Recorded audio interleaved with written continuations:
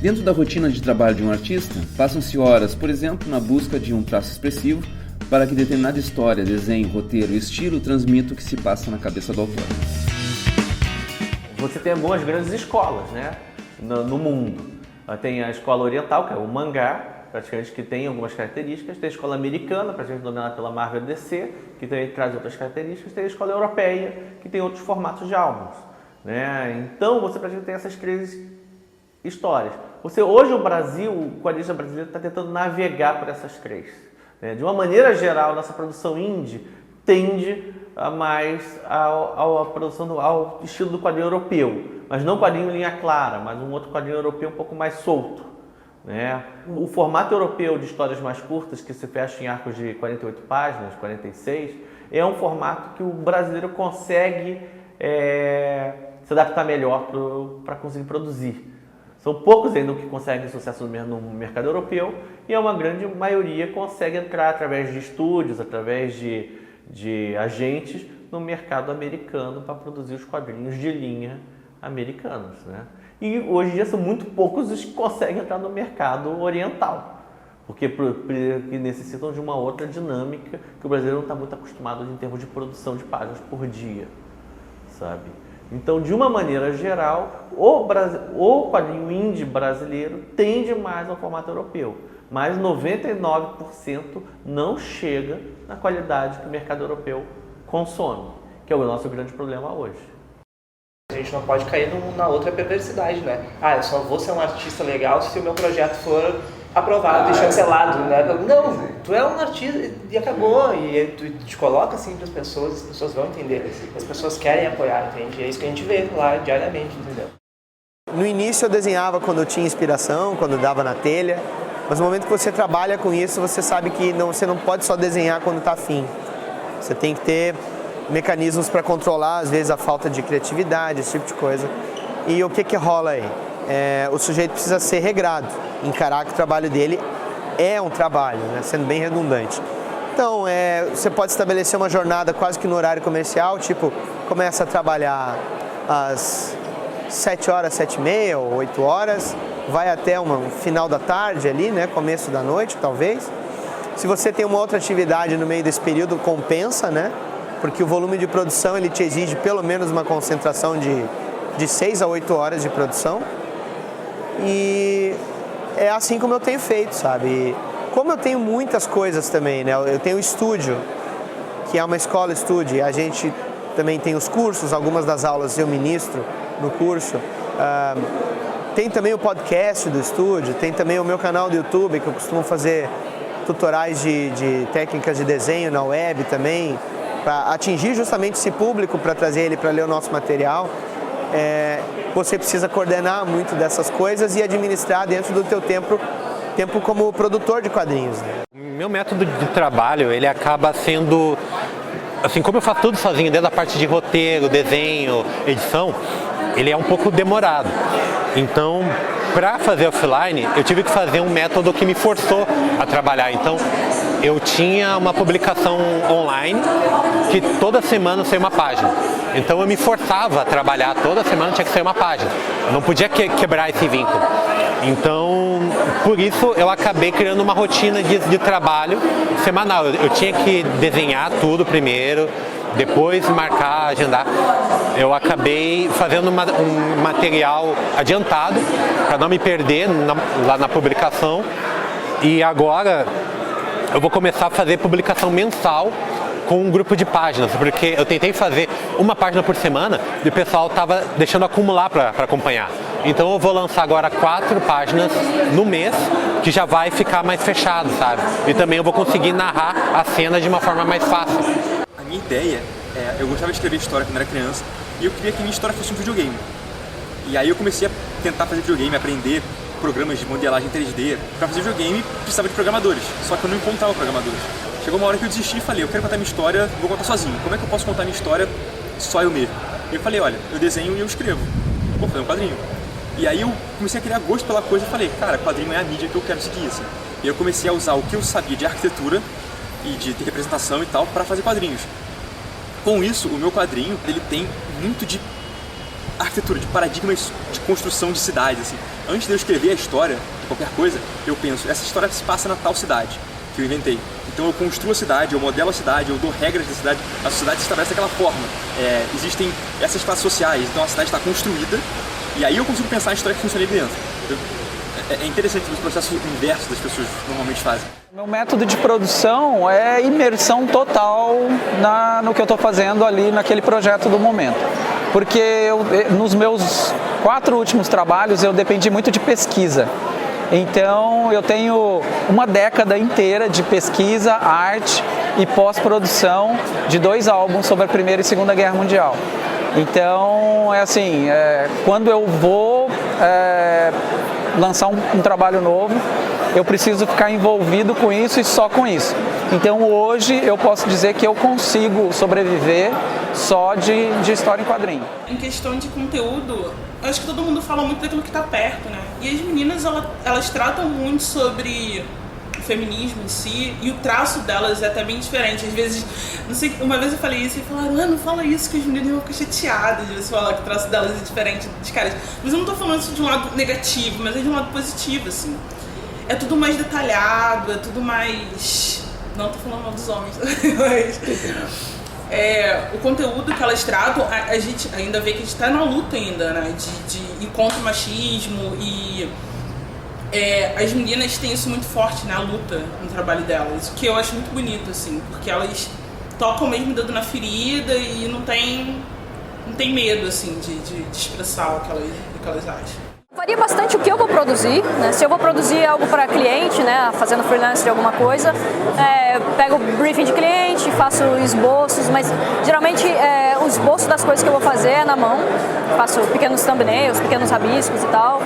Agora o quadrinho que eu estou trabalhando, que eu vou lançar na Comic Con Experience também, fiz todos os esboços das páginas na mão, e só que fora isso, fora a estrutura, geralmente eu passo tudo para o computador, eu faço tudo em computador, as linhas, o tamanho, as coisas, eu costumo fazer tudo por lá, não costumo ficar indo e voltando. Tem artistas que têm traços maravilhosos, que fazem coisas com pincel, com aquarela, que eu admiro muito, só que eu não tenho ainda acho que o meu trabalho não fica tão bom nessas mídias ainda, falta treino. Então o meu processo geralmente é começar a fazer uma estrutura de alguma coisa à mão, rabisco, bem sujo, e aí eu termino na próprio computador. E essa coisa vai passando e repassando para o cliente, né? Terminei o esboço, passo para o cliente aprova, vou e faço a próxima etapa, sei lá, a linha, o cliente aprova e vou fazendo. O Catarse criou e nós adaptamos também para o Apoia-se, a gente fez algo mais voltado para a nossa realidade, mas a ideia veio do Catarse. Eles criaram uma ferramenta de mapeamento de rede, que nada mais é do que uma planilha que meio que te ajuda a disciplinar o pensamento, organizar o pensamento. Né? E a gente vai mapear as pessoas que tu acha que te apoiariam. Né? É uma planilha, a planilha do Google, né? Que tu põe lá o valor que tu quer financiar e aí te diz, para levantar tal valor tu vai precisar de tantas pessoas apoiando em tal faixa de valores, e aí te ajuda a organizar o pensamento né? E daí a partir disso tu vai... Eu acho que também tem um outro pensamento que dá pra gente começar a desmistificar, assim, que é o sentido que o criador tem, talvez até pela campanha, né, de sucesso ou fracasso. Ou eu consigo as pessoas, ou não consigo. Não existe isso. É um processo bastante diferente um do outro. Porque o quadrinho independente é basicamente, eu sempre falo isso, o quadrinista ele é basicamente ele é um solitário. É um cara que às vezes produz tudo sozinho, escreve, desenha, revisa, colore, tudo ele faz sozinho. Hoje não, tem gente já que faz em equipe e tal, mas geralmente um desenhista, um roteirista, um colorista, um revisor e assim vai. Quando você vai para uma produção em massa, como é na Maurício, é outro papo. A MSP produz 1.700 páginas por mês, inéditas, então é um negócio assombroso. Então assim, desenhista tal com a história tal, passa a parte finalista e processo de produção. Se você passar, linha de produção mesmo, você passa na MSP, são várias pranchetas uma atrás da outra. Os caras não trabalham em casa, trabalham na MSP.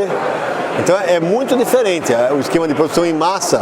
É claro que tem o toque artesanal, por exemplo, a história do Cascão desse mês, desenho eu e você escreve. É como o Super-Homem, vai desenhar o Ivan Reis e escrever sei lá, o Chuck Norris, sei lá, né? O cara pode, entendeu? Mas existe o processo, beleza, mas tem o autor lá cuidando disso. Mas o processo é muito mais rápido. Por exemplo, na hora de colorir na MSP, não é um colorista só. Como a gente trabalha com cor chapada, 12 páginas, 6 coloristas vão fazer. Uma vai pintar vestido da Mônica de uma cor e vai embora. Então é muito mais uma linha de produção. Como eu trabalho em casa, acaba não tendo muito horário para... você tem que estender um pouco mais o horário de trabalho normal para poder cumprir algum prazo e tal. Mas sempre tento encaixar os estudos, material novo, alguma coisa assim, nos intervalos ou depois do horário que encerro tudo. Eu fico um pouquinho mais aí até umas 2 da manhã para estudar mesmo. A diferença basicamente é que tudo que eu faço precisa de aprovação. Essa é a maior diferença. Que eu não tenho... A liberdade não é completa. Eu já tinha tema, o Sidão me passou a personagem que eu ia trabalhar, o tema que seria da história, como que ela tinha que terminar, entre aspas, e o título. Tudo isso já me foi passado. Então, é bem mais limitado, vamos dizer assim, né? Eu tinha que trabalhar naquelas condições, obviamente, com a Mônica, com o que eu conseguiria ali. Enquanto que no Independente ou mesmo com a Nemo, eu faço o que eu bem entendo. Eu coloco o personagem que eu quiser, faço o que eu quiser fazer. Lá no estúdio, o ritmo de trabalho é normal, de 8 horas diárias e tal, a gente vai fazendo. Mas, felizmente, o Ziraldo ele me dá a liberdade de fazer minhas coisas também. Quando tem tempo livre lá, eu tô fazendo os meus, então é bem conciliado pra mim, uma coisa com a outra. Sempre que eu não acabei o negócio dele lá, eu salvo, vou pro meu arquivo, começo a fazer, então eu trabalho direto, 24 horas você fazendo ou no texto ou na arte, porque, assim, é um negócio que você quer ver pronto. Acima de tudo é isso, não é... Você quer ver aquilo pronto, você quer mostrar pra outra pessoa e ser reconhecido com o outro através do seu trabalho, sabe? Isso é uma coisa fundamental, que é o que faz a arte pra mim. Tanto a pessoa gostando, ou tanto ela não gostando, tanto ela tentando entender, mas esse diálogo é muito importante, como você se comunica através do que você escreveu. E o meu processo em boa parte digital, eu faço tudo na tablet do estúdio. Uma coisa ou outra eu acabo tendo que fazer em casa para adiantar, então eu faço os layouts à mão lá, chego no trabalho, escaneio, faço arte final, cor, texto, tudo lá. O meu trabalho de final de curso vai ser exatamente, eu vou contar a história do Rio de Janeiro em quadrinhos, como a cidade evoluiu. Mas o trabalho que eu faço aqui agora é uma ficção científica, que chama Os Tomos de Tessa, e ela conta a história de como alienígenas construíram as pirâmides do Egito. Então, assim, desde a premissa já é relacionado com a arquitetura e com a cidade, assim. O nome do quadrinho é Os Tomos de Tessa, e Os Tomos de Tessa trata dos tomos escritos na cidade. Não o nome do personagem, é o nome da cidade, porque onde as coisas acontecem é tão importante na minha história quanto como elas acontecem, o que acontece. Então, ao longo da história, eu vou apresentando várias raças alienígenas que entram em guerra. E cada raça alienígena tem sua arquitetura, sua cultura, sua sociedade. E às vezes o conflito entre as raças não é nenhum conflito de luta, é um conflito de sociedade mesmo. Por exemplo, o personagem principal em um dado momento da história, ele chega numa cidade alienígena e ele quer entrar no edifício e não consegue, porque essa raça voa e não tem porta. A janela e a porta são uma coisa só. Então assim, ele fica indagando, cara, não tem uma porta no prédio deles, porque esses alienígenas não precisam de porta. Então eu uso o meu quadrinho como uma forma de apresentar paradigmas de sociedade que não existem e que talvez existam com alienígenas ou talvez possam vir a existir numa sociedade futura, não sei.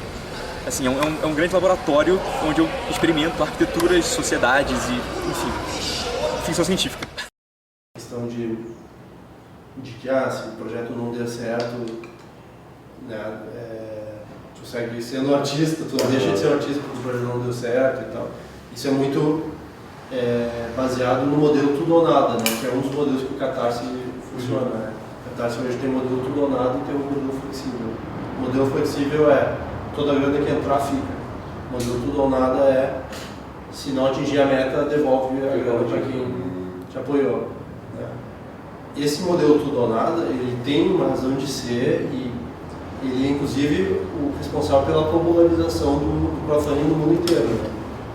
Que coloca as pessoas num objetivo temporal, assim, tipo, temos que alcançar essa meta. O senso de urgência, né? Cria o senso de urgência, que é mobilizador, que dependendo da natureza do projeto, né, que está sendo promovido, é importante Inclusive, assim, já existiam plataformas de crowdfunding antes do Kickstarter, que não tinham feito tanto sucesso. O Indiegogo, por exemplo, que é uma outra plataforma estadunidense. Mas por que o Kickstarter fez tanto sucesso e popularizou o crowdfunding tanto no mundo inteiro, né? Por causa do modelo tudo ou nada, né? Que passou a criar esse senso de urgência, criou essa mecânica que sim, faz com que em muitas situações né, as coisas aconteçam porque ou acontece agora ou não acontece, né? Só que isso, por um lado, cria também uma demanda de energia enorme para o criador, enorme, né? E o que o Roberto estava falando é que no Apoia-se, como a gente trabalha com recorrência, né, não precisa ser assim, né? Isso não quer dizer que isso não ser assim, o modelo tudo ou nada não tem o seu mérito, tem o seu mérito, o seu uso, né, para algumas situações, mas ele não é, digamos, a gente não entende que ele seja o melhor modelo para todas as situações. Então, afinal, o que é ser independente? Ser independente é buscar um mercado específico? O independente é um mercado, um outro tipo de mercado? Ou ser independente é colocar o valor e a questão artística e da liberdade artística sobre tudo, antes inclusive das decisões de mercado? Ou ainda, ser independente é contar um tipo de histórias que não é normalmente contada, uma estética própria que não é normalmente adotada no mainstream. O que é ser independente? Bom, as redes sociais são uma ferramenta essencial hoje em dia. Alguns dos meus melhores trabalhos eu conheci através da interação dentro de redes sociais, né? Eu consegui trabalhos de tradução, de roteiro, com os contatos pelas redes sociais.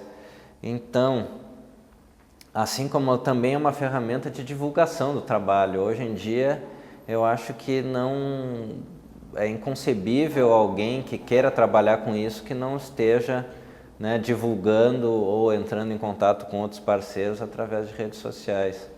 Para os iniciantes é o melhor lugar, né, para tentar aparecer um pouco, expor as suas obras. O crowdfunding, me parece, é uma nova maneira de pensar, né? Não a única, ter outras, né, a gente tem que criar e tudo, então aí são possíveis, né? Há mais valor lá, quem consome, há mais valor aqui, quem produz. E tu cria uma conexão de pessoas que realmente lidam com a cultura no país, né? E não pega uma cultura já pronta, onde só se quer que tu consuma. Não, quando eu compro o Batman é o que acontece. Não há um retorno. O quadrinista tem que sair dessa lógica que só prejudica ele, que é a lógica da eu vou crescer para chegar no mainstream. Chegar no mainstream é a derrota, porque se chegar lá, ele não vai fazer as coisas que ele quer, ele vai virar um burocrata de desenho, eu respeito isso, não é um problema, ou então ele vai aceitar um contrato leonino com as editoras, achando que eu vou ceder, mas eu vou ganhar um dinheiro em retorno. Ele não vai ganhar o dinheiro. Ele não vai ganhar porque o dinheiro é pouco e não vende, porque vai vender sempre o mainstream. Eu acho que ferramentas como crowdfunding, sistemas como crowdfunding são muito mais interessantes que isso. Há conexão com essa ideia, há conexão com esse tipo de quadrinhos, porque se há, a gente caminha junto para fazer outro tipo de cultura, outra relação entre consumidor e autor, que é muito mais rico, mais legal, enfim. É isso, essa é a ideia.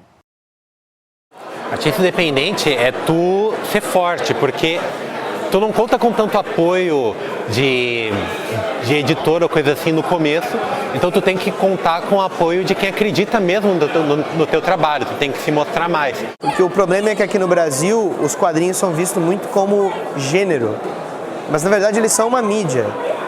E hoje em dia, até com eles servindo de referência para outras mídias como o cinema e os videogames, esse tipo de cultura de massa que às vezes o cinema atinge, faz com que você, como autor independente, tu possa se utilizar desse apelo que essas mídias têm no seu próprio quadrinho. E a internet também ajuda você a atingir novos leitores, você quebra a lógica da banca, né? Da banca de revistas, até porque hoje em dia na rua você já não vê mais tanta banca de revista, né? Então você acaba podendo produzir para a internet, para aplicativos de leituras de quadrinhos digitais. Você atinge um público maior de pessoas ao produzir o seu quadrinho. Esses livros que eu tenho pela arte e tudo, aconteceu muito assim de agora na Comic Con Experience, chegar a gente e dizer, eu já li esse livro, eu li no colégio, ou não sei. E os caras nem sabiam quem tu era, então tu tem que ter aquela presença ali, sentir um pouco isso. Assim. Às vezes teu trabalho é conhecido, mas tu não te associam à tua pessoa, ou muitos nem sabiam que tu trabalha, mas eu passei 3 anos fora, então também sinto um pouco que tem que estar ali, né? Mas claro, tem que, também isso é só a experiência, né? De saber dosar mais o que tu pode levar, né? Você só aprende estando ali junto com o público, né? Mas talvez a ideia perversa seja exatamente essa, né? Tipo, forçar o independente a ir lá, porque se ele não tá lá ele não existe. E ele paga, ou seja, ele paga pra estar lá, porque senão ele não existe. Sim. Então só que ele já não tira lucro dali, mas ele é obrigado a estar lá, porque então é uma coisa meio perversa mesmo. Parece eu me lembro do Lampedusa, né? Dizendo assim, não, a gente precisa fazer a revolução para tudo permanecer igual, né? Que era aí, é um pouco isso, quer dizer, a gente, de repente, alguns autores estão começando a se livrar desse espectro de ter que estar nos pontos tradicionais, né? Que são as livrarias, depender de distribuidores, mas agora estão migrando para outros que também são essenciais. E que de repente não são amigos, continuam não sendo amigáveis ao estilo que eles têm, à vida que eles desejam. A relação do público com o artista está mudando também. Dentro do Apoia-se a gente vê, porque... Pô, eu quero muito acreditar porque a pessoa... Não, mas estamos te falando, está acontecendo. Porque tu vê, por exemplo, acabou aquela ideia de tu achar que o teu artista preferido é aquele cara intocável. Ele não é intocável. Ele é tipo aquele cara que tá dentro de uma redoma de vidro, porque é isso que tu vê na TV, né? É isso que tu vê na TV, uma pessoa numa redoma de vidro. Tu não consegue encostar. E no Apoia-se tu tem contato com o cara, se tu tem lá, dar um patrocínio pro cara, tu vai falar com ele. Tu vai ter um grupo lá no Facebook, lá onde vocês vão se encontrar. Tu pode convidar o cara para jantar. Hoje em dia, com a internet, é muito mais fácil do que antigamente, porque tu consegue colocar o teu trabalho e tu não tem um retorno imediato financeiro. Mas é um negócio que, tipo, tu não consegue parar, sabe? Assim, é um negócio que, tipo, tu não consegue. Tu quer continuar, não interessa se tá difícil, tu continua fazendo.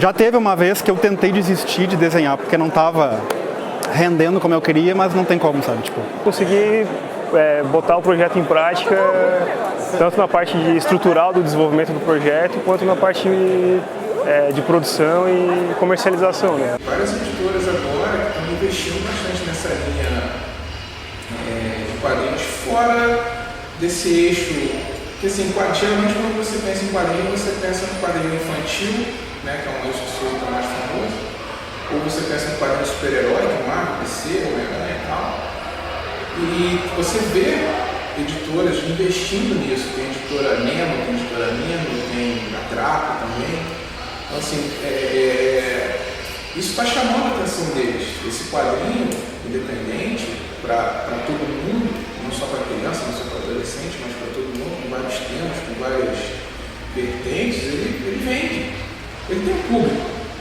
Entendeu? Então, assim, acho que as editoras começaram a ver isso agora e isso está surgindo. Assim, eu acho que ainda está pouco, né? Eu acho que poderia ser mais, mas a gente tem que começar em algum lugar.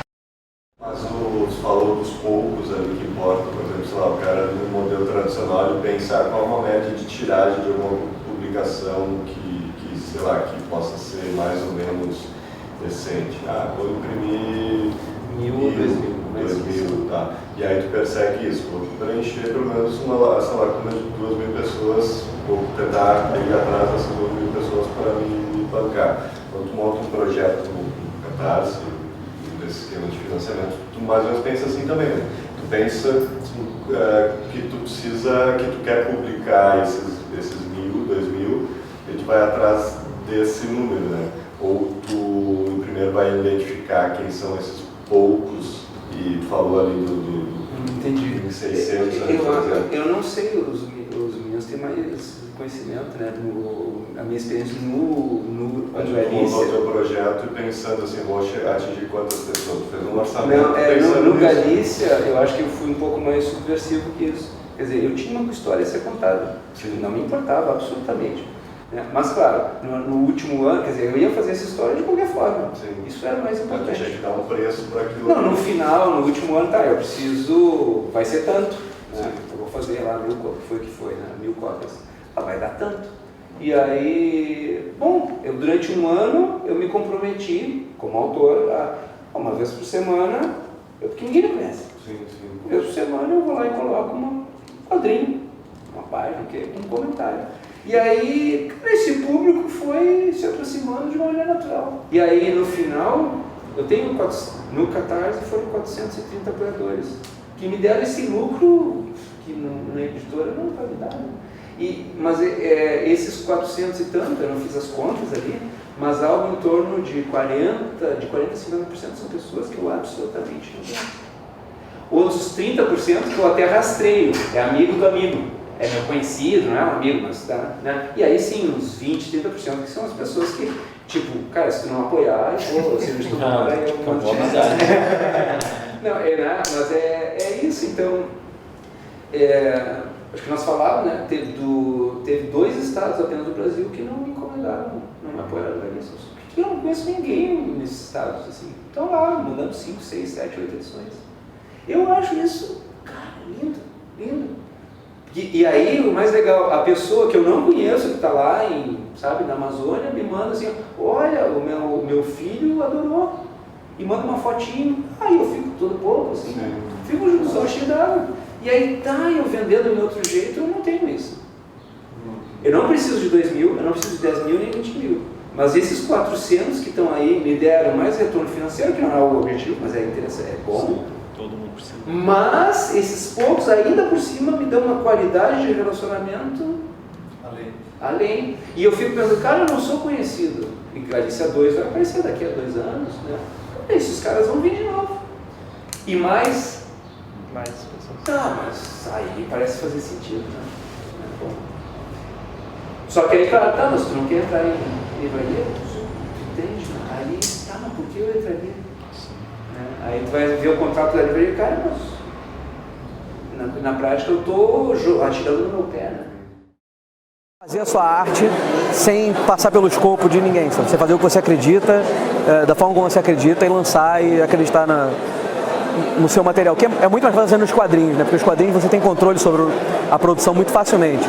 Você pode fazer o roteiro, você pode fazer o desenho, se você desenha ou escreve, você tem o controle sobre a produção inteira.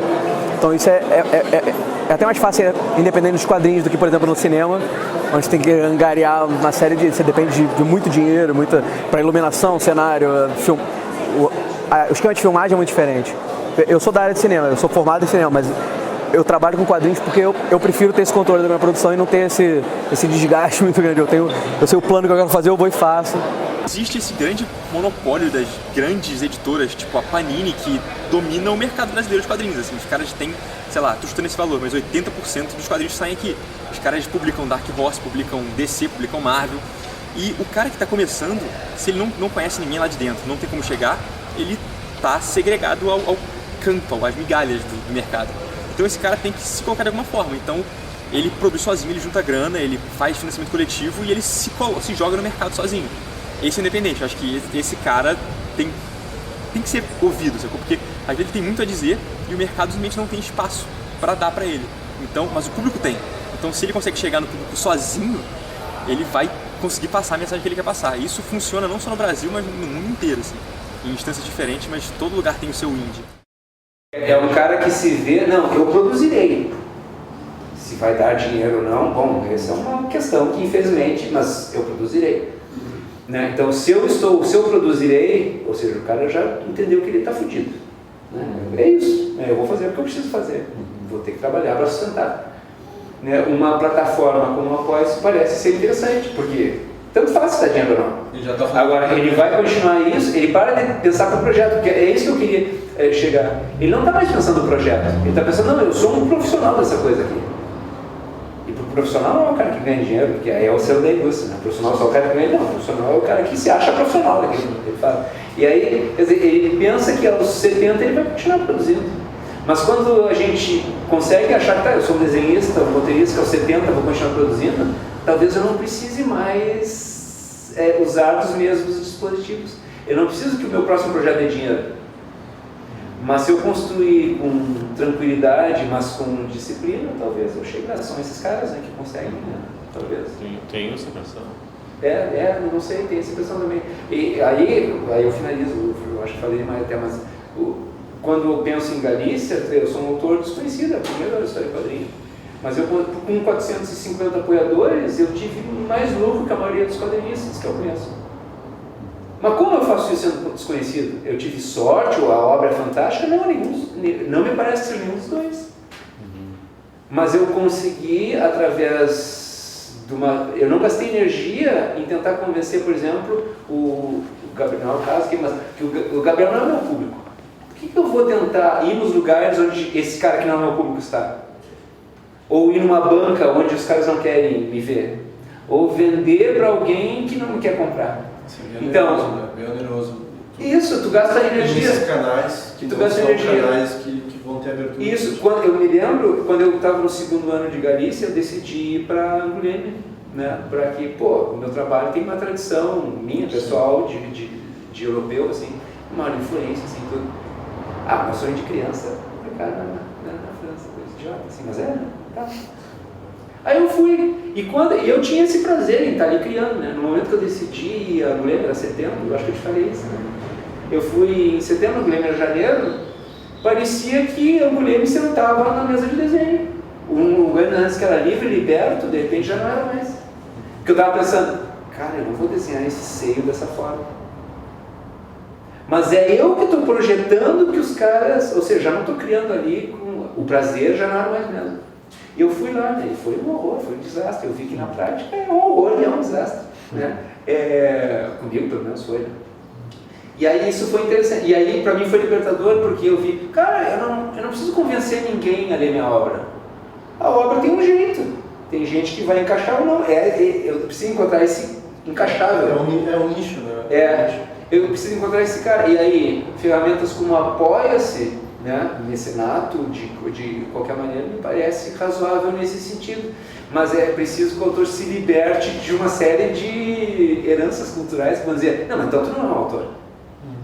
Que é o selo, né? Tá, tu não é um autor, tu não tem uma editora, tu não vende na livraria X, na Y, ninguém te conhece. Quer dizer, quem leu Galícia? 600 pessoas? Então, é isso. Mas, bom, eu ser um autor significa que 10 mil pessoas me leem, ou 200 mil, ou 1 milhão, ou o quê? É isso então? Quem foi que sequestrou essa possibilidade de dizer que eu era um autor? Quem é que sequestrou esse poder que nós temos de dizer, não, é isso que eu quero?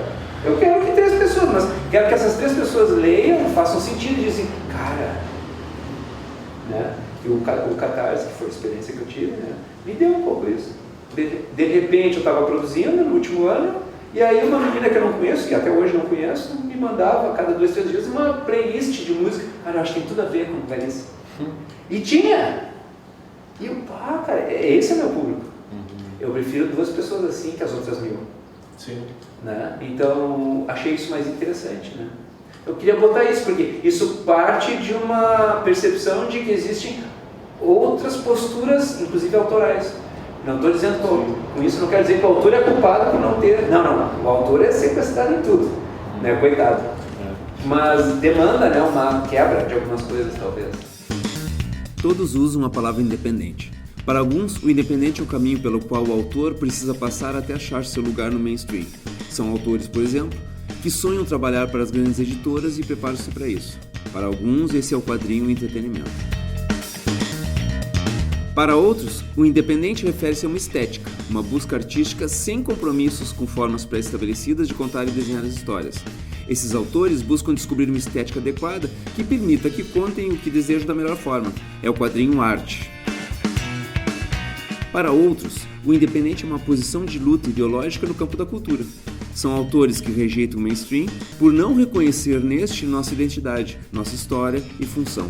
O quadrinho aí é uma mídia para dar voz aos que não têm acesso à visibilidade da mídia tradicional, a não ser pela marginalização. Para alguns, esse é o quadrinho de luta social. Depois de falar com tantos autores, não parece que nenhuma dessas posições é melhor ou pior que outra. Todas elas parecem fazer parte dessa grande gaveta chamada quadrinhos independentes. Tendo consciência delas ou não, cada autor vai transitar como quer por entre essas 3 forças, construindo suas estratégias a partir da sua própria visão de mundo. No final, o que parece ser o grande ponto de encontro dessas 3 posições é que é preciso continuar escrevendo e desenhando as histórias em quadrinhos e que seja qual for o caminho que se escolha, só assim, com trabalho e disciplina, é que cada um conquistará a sua posição como quadrinista.